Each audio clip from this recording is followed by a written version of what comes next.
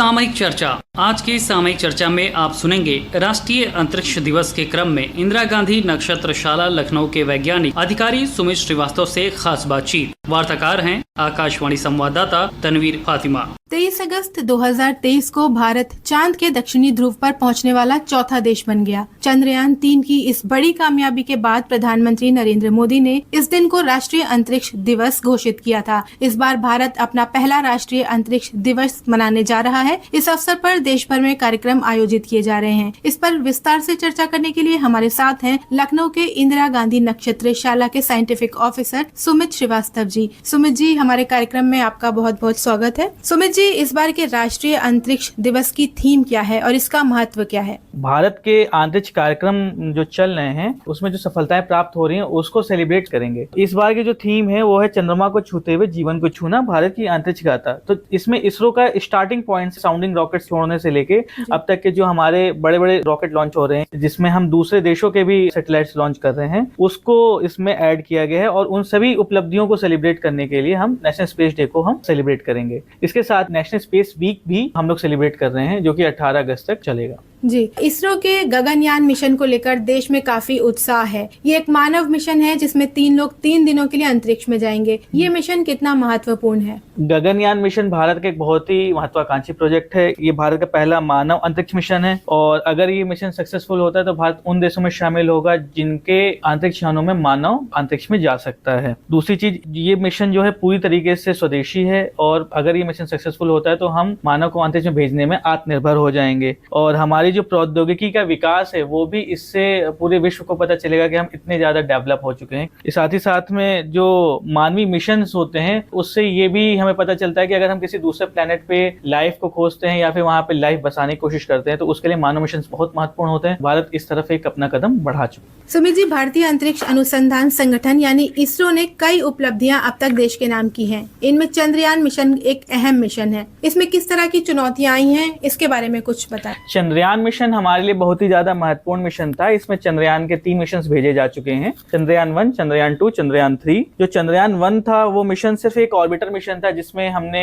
एक ऑर्बिटर भेजा था जो चंद्रमा के चारों तरफ चक्कर लगाएगा और वहां से हमें डाटा भेजेगा। तो ऑर्बिटर को उसकी ऑर्बिट में फिक्स करने में हमें समस्याएं आई थी, लेकिन उसके बाद भी वो फिक्स कर लिया गया था और उसने अपना डाटा भेजा था। इसके साथ में कुछ समय के लिए जो चंद्रमा के अपोजिट साइड में ऑर्बिटर चला जाता था तो उससे हमें जो भी उसके जो सिग्नल्स होते थे वो प्राप्त होने बंद हो जाते थे, इसलिए उनके संचार संबंधी समस्याएं, लेकिन वो भी सॉल्व हो गई थी। इसमें जो भी समस्याएं आई इसको दृष्टिगत रखते हुए हम लोगों ने दोबारा एक और मिशन भेजा, उसका नाम था चंद्रयान 2। जो चंद्रयान 2 था उसमें जो ऑर्बिटर के साथ में जो हमारा लैंडर था उसकी जो सॉफ्ट लैंडिंग ना हो गया, हार्ड लैंडिंग हुई थी, जिसकी वजह से वो सक्सेसफुल नहीं माना जाता। लेकिन जिसके ऑर्बिटर थे, ऑर्बिटर ने अच्छे खासे डाटा हमें भेजे और उससे भी हमें काफी लाभ हुआ। चंद्रयान 3 में हमने सॉफ्ट लैंडिंग करी। उस सॉफ्ट लैंडिंग की वजह से जो हमारा विक्रम रोवर है, प्रज्ञान रोवर है, वहां पे काम कर रहा है। इसी वजह से हम आज नेशनल स्पेस डे सेलिब्रेट भी कर रहे हैं। अगला जो अपकमिंग मिशन है इसरो का NISAR के नाम से जो जाना जाता है, इस पर नासा और इसरो एक साथ मिलकर काम कर रहे हैं। इस मिशन के बारे में बताएं, क्या है ये मिशन? निसार एक ऐसा मिशन है जिसका फुल फॉर्म है NASA ISRO synthetic aperture radar. ये एक तरीके का अंतर्राष्ट्रीय सहयोग मिशन है जिसमें नासा और इसरो एक साथ काम कर रहे हैं। ये मिशन पृथ्वी पर भूमि की सतह में बदलाव तथा अन्य जो इन्वायरमेंटल चेंजेस हैं उस पे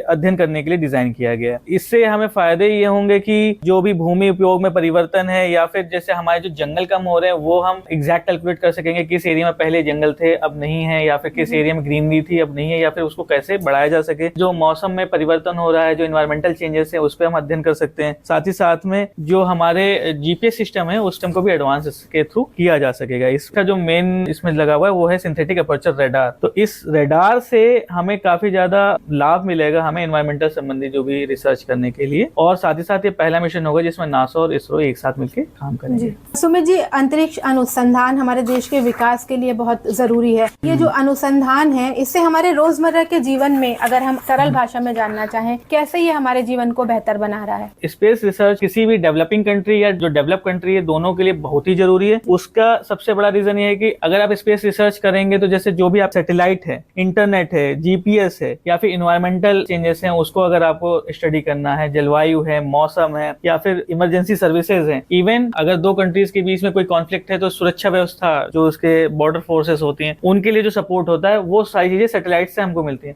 जो स्पेस रिसर्च में जैसे जैसे आपकी कंट्री एडवांस होती जाएगी वैसे वैसे आप और ज्यादा सिक्योर होते जाएंगे। साथ ही साथ में जो साइंस है, मेडिकल फील्ड है और एजुकेशन है, ये सारी चीजें हमारी एक दूसरे से इंटरकनेक्टेड हैं और अगर स्पेस रिसर्च है वो हमारी वेल फंडेड होगी तो हम इसमें आगे बढ़ पाएंगे। हम स्पेस रिसर्च की बात कर रहे हैं तो बहुत से युवा ऐसे हैं जिनका सपना होता है कि वो इसरो के साथ फेलोशिप या इस तरह किसी भी माध्यम से जुड़ सके। इस सपने को पूरा करने के लिए छात्र क्या कर सकते हैं? हमारे देश में पहले सिर्फ इसरो थी जिसमें अगर आपको स्पेस रिसर्च करना है या आप स्पेस रिसर्च में काम करना है तो इसरो में जा सकते थे। वर्तमान में कई प्राइवेट कंपनीज भी इसमें आई हैं जिसमें आप जाके अपने स्पेस रिसर्च करने के सपने को पूरा कर सकते हैं। इसरो में जाने के लिए क्लास 12th के बाद में भी इंटर्नशिप प्रोग्राम आता है, ITI पास वालों के लिए भी होता है, ग्रेजुएट के लिए भी होता है, इवन PhD वालों के लिए और बीटेक पास आउट्स के लिए भी वहाँ पे इंटर्नशिप प्रोग्राम्स होते हैं। इंटर्नशिप के अलावा प्रति वर्ष इसरो साइंस ग्रेजुएट्स और टेक्नोक्रेट्स को भर्ती करता है तो उनके थ्रू वो इसरो को ज्वाइन कर सकते हैं। युवाओं को मौका देने के लिए जैसा कि आपने बताया कि कई रास्ते हैं, इसके अलावा इसरो का यंग साइंटिस्ट प्रोग्राम युविका और उन्नति ये भी चलाए जा रहे हैं। ये किस तरह से देश के युवाओं को मौका दे रहे हैं कि वो आगे आ सके? युविका जो है क्लास 9 के जो बच्चे पास आउट होने वाले होते हैं उनको